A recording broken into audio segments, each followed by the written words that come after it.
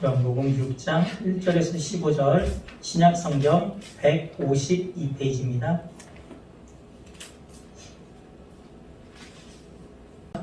그 후에 예수께서 디베라의 갈릴리 바다 건너편으로 가시매 그 문제가 종들에게 행하시는 표적을 보았습니다.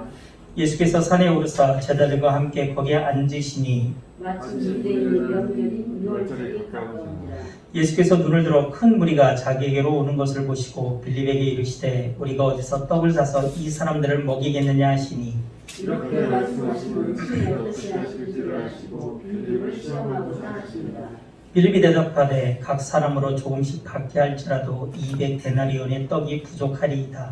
제자들은 하고 시몬 베드로의 형제 안드레가 예수께 여짜오되 여기 한 아이가 있어 보리떡 5개와 물고기 2마리를 가지고 있나이다. 그러나 그것이 이 많은 사람에게 얼마나 되겠사옵나이까. 예수께서 이르시되 사람들로 함께 하라 하시니 그곳에 잔디가 많으니라. 사람들이 앉으니 수가 5,000명쯤 되더라. 예수께서 떡을 가져 축사하신 후에 앉아있는 자들에게 나눠주시고 물고기도 그렇게 그들의 원대로 주시니라. 그들이 배부른 후에 예수께서 제자들에게 이르시되 남은 조각을 걷고 그물을 수 없게 하라 하시므로 이에 그들이 보리떡 5개로 먹고 남은 조각이 12바구니에 찼더라. 그 사람들이 예수께서 행하신 이 표적을 보고 말하되 이는 참으로 세상에 오신 그 선지자라. 같이 읽겠습니다. 그러므로 예수께서 그들이 와서 자기를 억지로 붙들어 임금으로 삼으려는 줄 아시고 다시 혼자 산으로 떠나가시니라. 아멘. 오늘 본문에 나오는 우리가 같이 나눠볼 오병이어의 기적은요, 굉장히 유명한 사건입니다. 그래서 사복음서, 우리가 사복음서라고 얘기하는 마태복음, 마가복음, 누가복음, 요한복음 이 네 군데 복음서에 다 기록되어 있는 사건입니다. 여러분, 왜 사복음서에 이 오병이어의 사건이 나왔을까요? 왜 나왔을까요? 어떻게 사복음서 모두 실릴 수 있었을까요? 복잡하게 생각 안 하셔도 되는데 단순해. 여러분, 그만큼 쇼킹한 사건이었다는 거예요. 그러니까 그만큼 많은 사람들이 동시다발적으로 경험을 했고 그 엄청난 사건이었기 때문에 그 많은 사람들의 기억에서 오랜 시간 동안 지워지지 않았다는 것입니다. 그래서 마태복음을 쓸 때, 마가가 마가복음을 쓰고 요한이 요한복음을 쓰고 누가가 누가복음을 쓸 때도 그것들이 잊혀지지 않았다. 메가톤급의 사건이었던 것입니다. 그리고 오늘 이 본문에 나오는 오병이어의 기적은요, 구약의 만나 사건이 원형이에요. 그러니까 구약의 만나 사건을 예수님께서 신약에 지금 행하시면서 그것의 의미를 다시 한번 알려주셨던 사건이기도 합니다. 오늘 본문의 사건은요, 요한복음에도 나와 있지만 마태복음과 누가복음과 그 마가복음에 보면 상호 보완적인 내용들이 있어요. 그래서 오늘은 우리가 마태복음의 내용도 같이 살펴봐야 하기에 제가 그 주보 반대편 쪽에 보면 마태복음에 그 나와 있는 내용도 그 같이 기재를 해놨으니까 주보를 이렇게 피세요. 이렇게 피시면 이따가 보시기에 편하실 것입니다. 오늘 본문의 처음에 보면요, 그 후에라고 이렇게 시작이 됩니다. 그 후에는요, 어떤 후를 얘기하는 거냐면, 예수님의 사역은요, 크게 유월절을 중심으로 나눠집니다. 예수님의 그 공생의 3년 반 동안에는요, 유월절이 4번이 나옵니다. 제가 같이 지금 주보에 프린터물로 드렸던 종이가 있죠? 그죠? 그걸 한번 잠깐 봐보실래요? 자, 그거를 보시면, 이게 예수님의 사역을 시간 순서대로 정리를 해놓은 거예요. 6월절을 중심으로 해서. 그래서 여기 이렇게 쭉 보면 여러분, 언제, 어느 시기에, 그러니까 예수님이 첫 번째 6월절 전에 무엇을 하셨고, 첫 번째 6월절과 두 번째 6월절 사이에 무엇을 하셨고, 두 번째 6월절, 세 번째 사이, 이렇게 쭉 정리가 되어 있어요.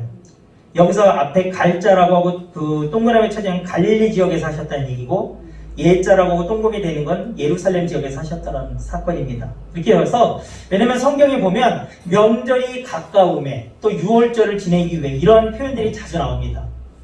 그것은 뭐냐면 유대인들에게는 6월절이 굉장히 큰 명절이었기 때문에 그들은 6월절에 되면 예루살렘 성전을 모여서 이렇게 제사를 드리는 게 그들의 가장 큰 1년 중 하나의 행사였어요. 그리고 예수님은 이 땅에 6월절에 어린 양의 어떤 그걸로 오셨기 때문에 유월절을 통해서 예수님의 행적을 기록한 것입니다. 여기에 보면 이 오늘 본문에 나오는 오병이의 사건은요, 두 번째 유월절을 지나서 세 번째 유월절의 직전이에요. 세 번째 유월절 사건의 직전. 예수님은요, 두 번째 유월절로부터 이 오늘 본문에 오병이어 사건이 나오는 세 번째 유월절 그 사이 동안 어떤 일들을 하셨냐면요, 12제자를 확정하셨어요. 그러니까 많은 무리들을 따랐잖아요. 그 중에서 예수님이 선택하셨습니다. 12명의 제자를 선택하셨고요. 그래서 그들에게 나의 제자는 어떻게 살아야 하는지, 하나님의 나라의 백성은 어떻게 살아야 하는지를 알려주신 산상수훈도 그들에게 알려주셨고요. 또 우리가 지난번에 한번 살펴봤던 요한복음 5장에 나오는 베데스다 연못에 38년 된 병자를 낫게 해주셨던 그 사건도 이 구간 동안에 있었던 일이고요. 이때 하여간 예수님은요, 갈릴리 지방을 다니시면서 집중적으로 제자 훈련 사역을 하셨을 때입니다. 그리고 또한 오늘 그 본문의 내용을 같이 다루고 있는 마태복음 14장에 보면요, 오병이어의 이 사건, 이 직전에 세례 요한이 죽임을 당합니다. 그리고 그 세례 요한의 죽임을 당했던 그 소식을 세례 요한의 제자들이 예수님께 알려옵니다. 그래서 마태복음 14장 12절 13절에 보면 요한의 제자들이 와서 시체를 가져다가 장사하고 예수께 아뢰니라. 예수께서 들으시고 배를 타고 떠나서 따로 빈들에 가시니 무리가 듣고 여러 고을로부터 걸어서 따라간지라. 그러니까 예수님은 오늘 오병이어의 기적사건을 일으키시기 바로 직전에 들으신 건 뭐예요? 세례 요한의 죽음을 들으신 것입니다. 세례 요한은요, 예수님 오시기 전에 이 땅에 먼저 와서 6개월 먼저 태어나지 와서 예수님이 오실 그 길을 닦아놓은 자입니다. 구약에서 예언되었던 주가 다시 오시기 전에 어떤 엘리야를 표상하죠. 자, 예수님을 지금 많은 무리들이 따르고 있습니다. 오늘 본문 5절 상반절에 보면요, 예수께서 늘을 들어 큰 무리가 자기에게로 오는 것을 보시고 이렇게 나옵니다. 예수님과 제자들이 갈릴리 지역에서 많은 기적과 이적을 행함으로 인하여서 많은 사람들이 예수님께 이제는 관심을 갖기 시작했습니다. 그리고 예수님을 따르기 시작했습니다. 오늘 본문에서도 좀 많은 무리가 모여들고 있는 상황입니다. 그런데 5절 하반절에 보면요, 이렇게 무리가 많이 모여 있는데 예수님께서 빌립에게 말씀하십니다. 빌립에게 이르시되 우리가 어디서 떡을 사서 이 사람들을 먹이겠느냐 하시니. 예수님이요, 지금 제자 중 한 명인 빌립에게 예수님 자신을, 자기와 제자들을 보기 위해 모여든 많은 무리들, 뒤에 보면은 장정마 5,000명이라고 얘기를 하죠. 그 당시는 어린아이와 여자는 세지 않았기 때문에 어림 잡아서 적게 잡아도 10,000명, 많게 잡으면 20,000명까지도 보기도 합니다. 어쨌든 간에 그들의 식사를 걱정하시면서 지금 빌립에게 물어보고 계시는 거예요. 우리가 어디서 떡을 사서 이 사람들을 먹이겠느냐. 오늘 지금 우리가 살펴보고 있는 요한복음을 제외한 다른 복음서에서는 이 부분을요, 제자들이 먼저 예수님께 이 무리들의 저녁 식사를 걱정해서 예수님께 어떻게 하면 좋겠는지를 묻는 장면이 나옵니다. 주보 우리 옆에도 보면요, 그 주보 옆에도 보시면 15절에 보면 마태복음 14장 15절에 보면 이러죠. 저녁이 되매 제자들이 나와 이르되 이곳은 빈들이요 때도 이미 저물었으니 무리를 보내어 마을로 들어가 먹을 것을 사 먹게 하소서. 자, 일단 제자들이 지금 이런 식으로 얘기합니다. 마가복음이나 누가복음을 보면 제자들이 먼저 예수님께 말씀을 드려요. 근데 지금 요한복음에서는 그 얘기는 나오지 않아요. 하지만 예수님이 먼저 말씀을 하셨던, 아니면 제자들의 질문에 대답을 하셨던 것이든 간에 예수님은 지금 빌립에게 질문을 하고 계십니다. 어떤 질문을 하고 계십니까? 어디서 떡을 사서 먹이겠느냐? 어디서 떡을 사서 먹이겠느냐? 여러분, 이 질문을 보시면서 뭔가 조금 의문을 드신 적이 없으십니까? 그냥 그렇구나, 이런 말씀 하셨구나, 그런 생각이 드시나요?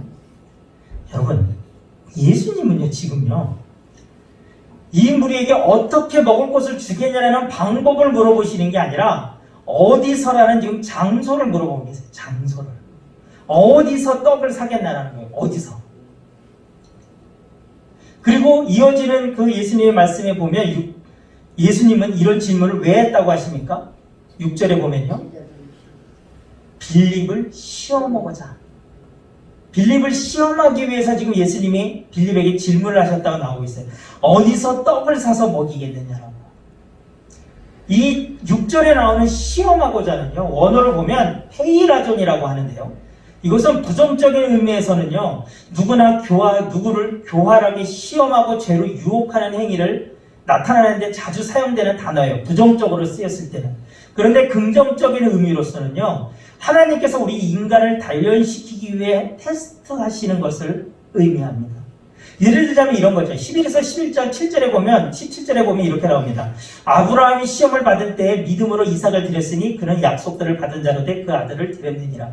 하나님이 아브라함에게 그 외아들 이삭을 드리라고 하셨던 것은 하나님의 아들을 시험에 들게 해서 타락하게 하기 위한 겁니까? 하나님 앞에 불순종하기 위한 것이었나요? 아니에요. 아브라함의 믿음을 달아보신 거죠. 테스트하신 것이죠. 그래서 보면 6절 그 시험하고자 그 앞에 보면 친히 어떻게 하실지를 아시고라고 좀 나오고 있어요. 친히 어떻게 하실지를 아시고. 여러분 이 얘기는요. 예수님이 빌립이 어떤 대답을 할 거라는 걸 아셨다라는 얘기 아니라 예수님은 이 문제의 해결 방법을 이미 알고 계시다라는 거예요. 예수님은 이 문제를 자신이 어떻게 해결할 건지를 이미 알고 계시다라는 것을 의미하고 있는 것입니다. 그렇다면 예수님이 빌립을 시험하신 것은요. 빌립의 믿음의 정도를 평가하기 위해서가 아니다라는 거예요. 빌립에게 깨달음을, 무언가 하나의 깨달음을 주시기 위해서 지금 예수님은 빌립을 테스트하신 것입니다. 그러니까 아버지가 우리가 자식을 교육할 때와 같은 의미라는 것이죠. 우리 김태원 집사님 이름이한테 뭔가를 가르쳐주고 계실 때 이런 거 없나요? 이름아 일단 네가 먼저 한번 해봐 이렇게. 너 이거 어떻게 할 거니? 하고 나서 이름이가 잘하면 오이 맞다 이렇게 하는 거라고 하시고 만약에 잘못하면 이름아 이건 이렇게 하면 돼 하고 알려주시는 경우들이 있잖아요. 그러면 집사님이 이름이에게 먼저 이걸 해보라고 하는 것은 이름이가 이걸 못해갖고 막 좌절하고 울기를 바라서 시키는 게 아니잖아요. 그죠? 이름에게 뭔가를 하나를 또 아버지로서 깨닫게 하기 위해서, 알려주기 위해서잖아요. 지금 그런 시험이라는 거예요. 그래서 그 예수님의 그 질문에 지금 빌립이 뭐라고 대답을 합니까? 7절에 뭐라고 대답을 하죠? 빌립이 대답하되 각 사람으로 조금씩 갖게 할지라도 200데나리온의 떡이 부족하리이다. 자, 예수님이 지금 빌립에게 야 어디서 떡을 사서 이 사람들을 다 먹이겠느냐라고 하면서 빌립을 테스트하시니까 빌립이 뭐라고 대답을 해요? 예수님 한 200데나리온 정도는 있어야 이 사람들이 조금씩 먹을 것 같습니다. 이렇게 대답을 해요. 지금 빌립의 대답을 보면요. 빌립은 굉장히 이성적이고 꼼꼼한 성품의 사람이었던 것 같습니다. 그는 모인 무리의 수를 대략적으로 미리 파악하고 있었던 것 같아요. 그래서 1인당 이렇게 했을 때 얼마가 딱 나왔을 것 같습니다. 그래서 그는 예수님에게 200데나리온이라는 나름대로의 해답을 제시한 것 같습니다. 200데나리온이 얼마인 줄 아세요? 제가 전에 한번 1데나리온이 얼마라고 얘기하셨는지 기억하십니까? 평범한 노동자의 하루 품삯이라고 그랬어요. 그러니까 우리가 요즘 인력 사무실 통해서 나가면 하루에 9만 원에서 10만 원 정도를 받죠. 일당으로. 자, 그럼 10만 원이라고 해봅시다. 그러면 한 데나리온이 10만 원이에요. 그러니까 200데나리온이면 얼마라는 거예요? 2천만 원 정도 되는 거예요. 2천만 원.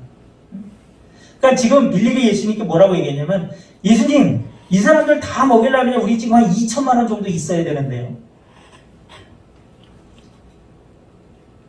근데 그것도요, 그들이 배불리 먹는 것이 아니라 뭐래요? 맛만 보게 하는, 간단히 그냥 허기만 때우는, 그냥 조금씩만 먹게 하는 정도라는 것입니다. 그런데 여러분, 지금 오늘 빌립의 이 대답은 정답인가요? 그러니까 1인당 얼마씩 계산해서 한 2천만 원 정도 필요합니다. 이게 정답입니까? 정답이 아닙니까? 이게 틀린 대답인가요? 빌립 나름대로는 그러고 여러분 예수님이 우리에게 물어보시면 우리도 똑같이 그렇게 대답하지 않을까요? 상식적으로 대략 몇 명 정도 되니까 1인당 얼마 잡으면 얼마. 그게 우리가 갖고 있는 이성적이고 현실적인 상황 속에서는 가장 합리적인 답이라고 우리는 할 수 있죠.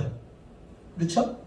그런데 이것은 예수님 질문에 대한 정답은 아니에요.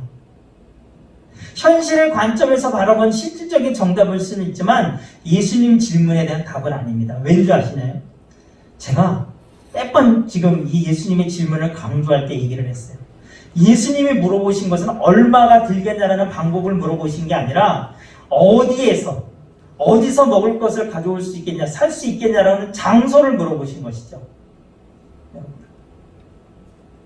그러니까 예수님 질문에, 그러니까 예수님은 A를 물어봤는데 지금 빌립은 B를 답한 거예요. A의 대답을 한 것이 아닙니다.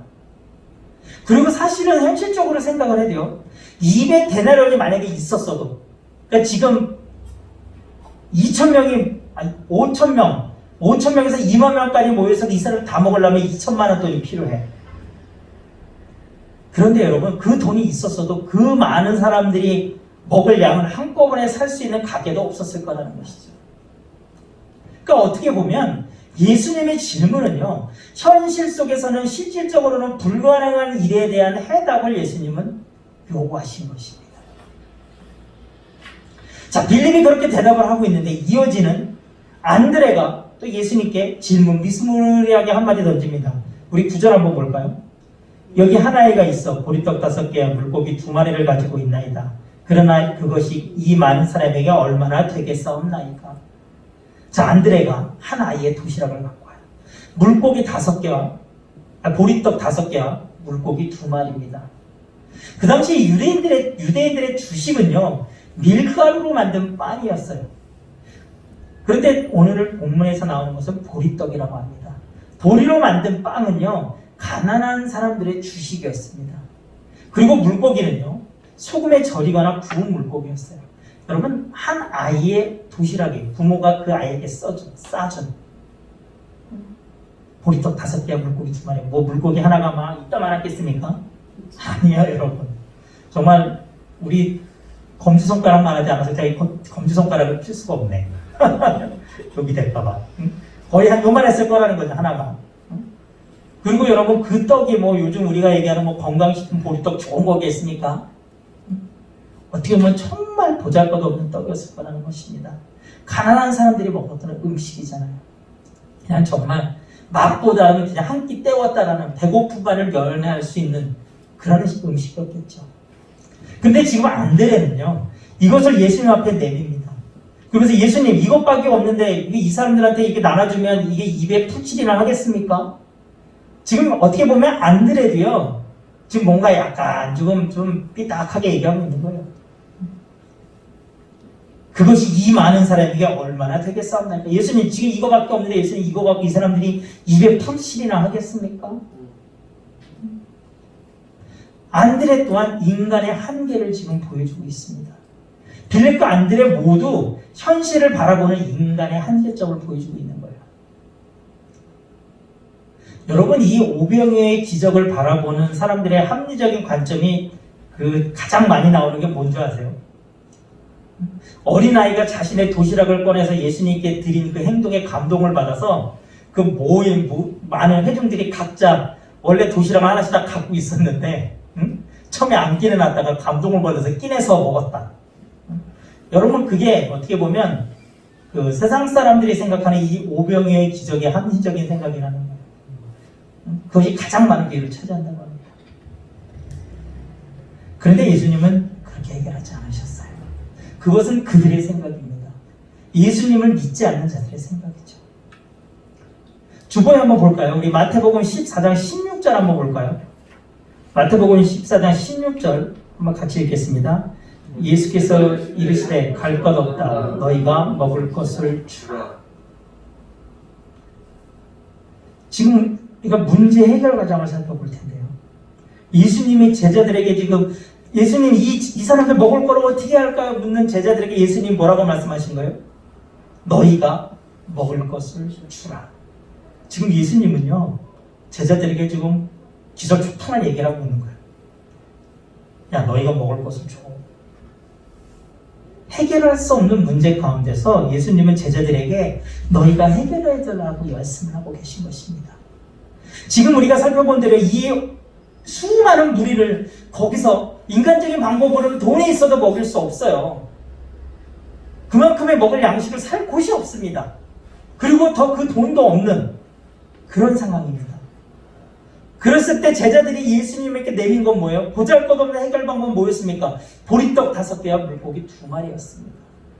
현실의 눈으로 보면 정말 택도 없는, 가능성이 1%도 없는 일이었지만 그것을 예수님께 가져왔을 때 예수님은요, 불가능을 가능으로 바꿔주셨다는 것입니다. 여러분, 이게 중요한 거예요. 그 문제를 누구에게 가져왔습니까? 예수님께 가져왔을 때 해결된 것입니다. 제자들이 제시했던 해결 방법은요, 혹 예를 들어서 200데나리온의 돈이 있거나 또 그만큼의 물건을, 식량을 살 수 있는 장소가 있었어도 그 해결 방법으로는 조금씩만 먹을 뿐이었죠. 그 모인 무리들이. 하지만 예수님의 해결 방법은 그들이 원하는 만큼 배불리 먹을 수 있었습니다. 오늘 보면 11절 12절에 보면요, 예수께서 떡을 가져 축사하신 후에 앉아있는 자들에게 나눠주시고 물고기도 그렇게 그들에게 원대로 주시니라. 그들이 배부른 후에 예수님이 그들이 원하는 대로 배불리 먹게 해주신 거예요. 안드레와 빌립이 제시했던 방법, 200데나리온이나 또 그것을 살 수 있는 곳이 있었다 하더라도 그들은 조금씩 200풀칠하는 정도밖에 그들의 인간적인 방법으로는 해결할 수 없었지만, 그들이 보리떡 5개와 물고기 2마리, 정말 택도 안 되는 그것을 예수님께 갖고 왔을 때 예수님 어떻게 하면 좋겠습니까 했었을 때 예수님의 방법은요, 배불리 먹었다라는 것입니다. 원하는 대로 먹었다라는 것입니다. 기적은요, 사람의 관점에서나 기적이지 하나님 관점에서는 여러분 기적이 아니에요. 일상이죠.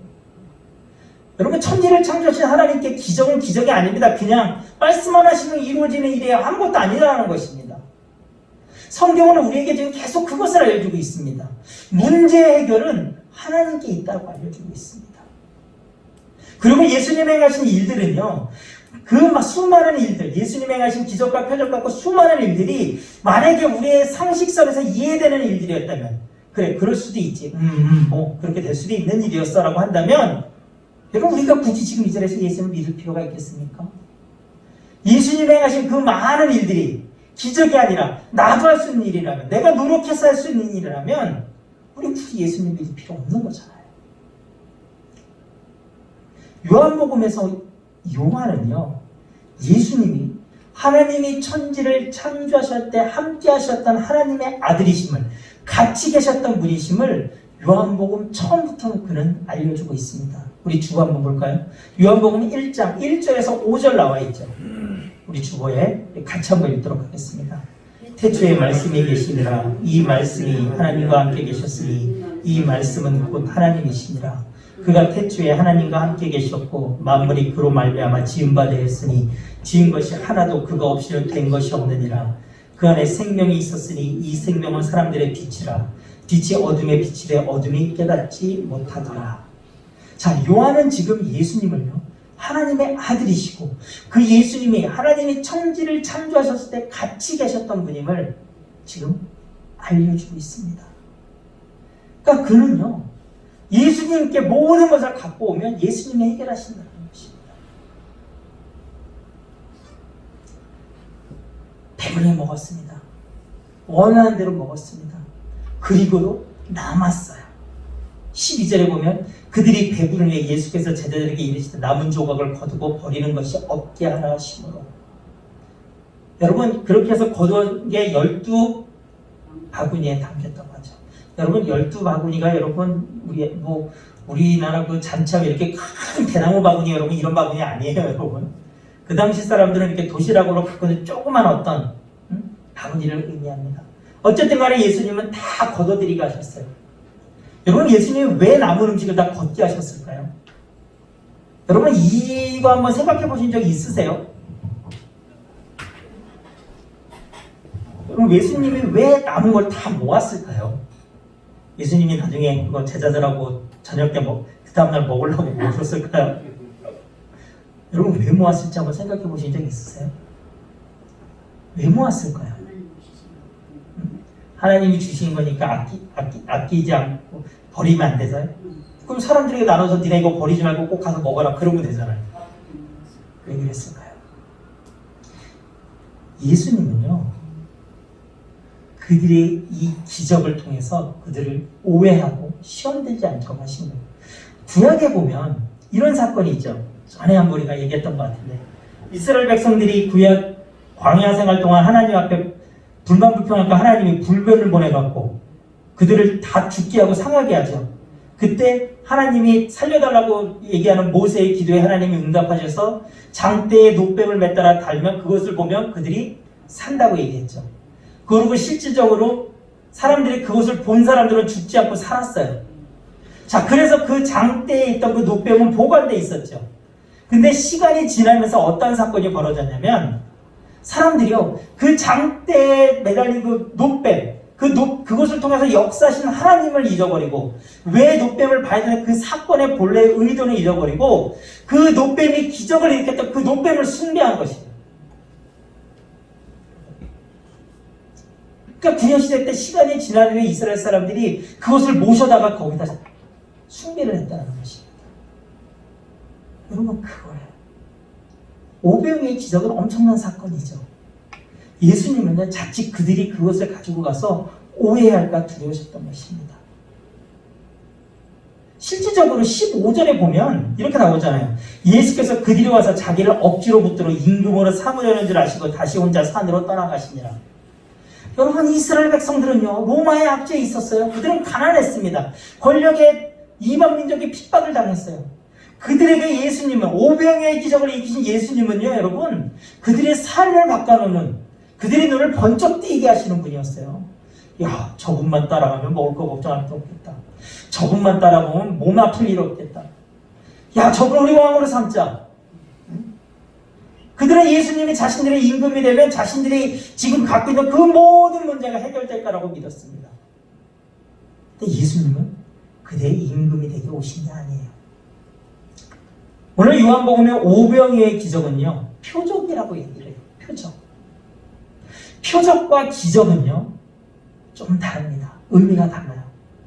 요한복음의 저자 요한은요, 오늘 본문의 기적을 단순히 기적이라고 하지 않고 표적이라고 얘기를 했어요. 표적과 기적 모두 불가능한 일을 가능하게 한 것이지만, 표적은요, 그 기적을 행하는데 어떤 특정 목적이 있는 것을 얘기하는 거예요. 그래서 표적은요, 표적을 통해 해결되는 그것의 목적이 있는 것이 아니라 그 기적을 일으킨 이유의 목적이 있는 거예요. 포인트가 있는 것입니다.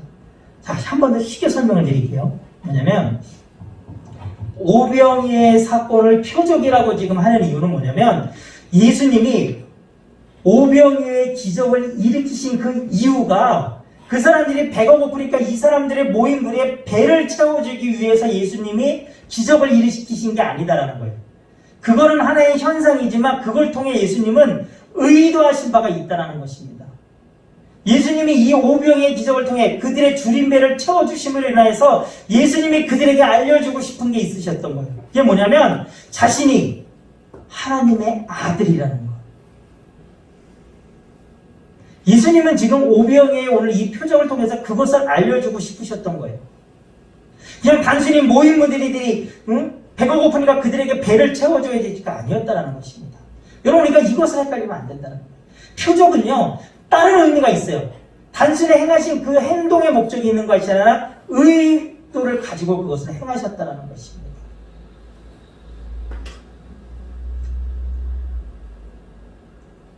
그래서 표적입니다. 오늘 오병이의 표적을 통해서 예수님은요, 자신이 살아계신 하나님의 아들이심을 좀 나타내고 계신 것입니다. 저희가 그것의 의미에 대해서는 저희가 다음 주 한번 더 깊게 살펴볼 텐데요. 오늘 예수님은요, 굶주린 그들에게, 제자들에게 말씀하십니다. 너희가 먹을 것을 주라. 예수님은 제자들에게, 그리고 오늘 우리에게 세상 앞에서 문제를 해결해 주는 사람이 되라고 말씀하고 계십니다. 우리에게 그들을 구원으로 인도하라고 말씀하고 계십니다. 그러나 그 해결, 구원으로의 인도는요, 철저하게 내 힘으로 되는 것이 아니라는 것이에요. 빌립과 안드레의 대답, 그들의 현실적인 방법, 해결되는 문제가 아니었습니다. 정확히 말하자면 우리의 힘으로는 절대 그것을 행할 수 없습니다. 하지만 유일한 해결 방법은 나의 능력이 없음을 인정하고 그 문제를 예수님 앞에 가져오는 것입니다. 예수님, 이렇게밖에 나는 할 수 없습니다. 하지만 살아계신 하나님의 아들이신 예수님은 하실 수 있잖아요. 예수님 행해 주세요. 해결해 주세요. 예수님 저 사람 구원해 주세요.